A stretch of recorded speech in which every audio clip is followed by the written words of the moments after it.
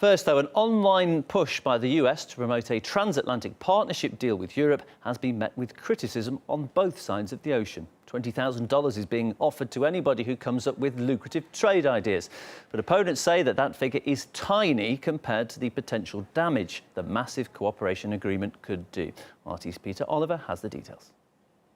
The United States has been accused of a cynical propaganda campaign after a tweet originated from its embassy just behind me here in Berlin. Now, this tweet was with regard to the transatlantic trade and investment partnership between Europe and the United States. Now, the tweet was offering up to $20,000 US for any project people could come up that would portray the trade deal in a good light. Now, it has come in for some scathing criticism from people here in Europe, mostly because of worries over a decrease in standards. The standards for products in Europe are far higher than they are in the United States, also on workers' rights as well. Now, this has seen environmentalists, trade unions and health campaigners all railing against this trade deal. Now, to put that into perspective of the public opinion here in Europe, when it comes to the environment,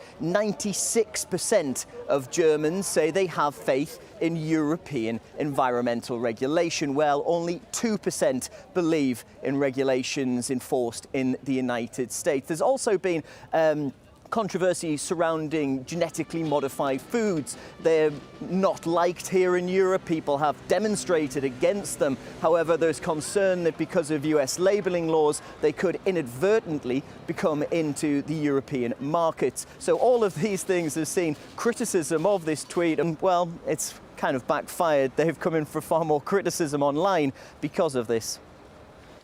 Well, the transatlantic trade deal does look pretty good on paper. The partnership would allow the removal of trade barriers.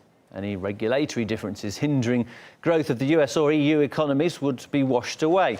Plus, America and Europe's collective GDP would be boosted potentially by around $250 billion. But critics believe that some pieces of the puzzle just don't fit. They're worried that corporations would end up ruling governments, and taxpayers, therefore, would end up footing the bill for anything that goes wrong.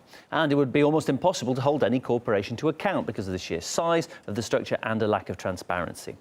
American Michael Shank of the Friends Committee on National Legislation believes that all that is an opportunity for the US and the EU to flex their muscles. While it's good for investors, it's bad for health, it's bad for the environment, it's bad for labor, and it's bad for regulations that countries and states have worked for decades to institute. So those are some of the biggest concerns. And what it says to Russia, or what it says to China with the TPP, is that we don't want you a part of this conversation. And in this very globalized, interconnected world, particularly on trade, because we don't have many barriers between US and EU already. So when we're doing TTIP, it's not really about removing trade barriers, because the tariffs are quite low.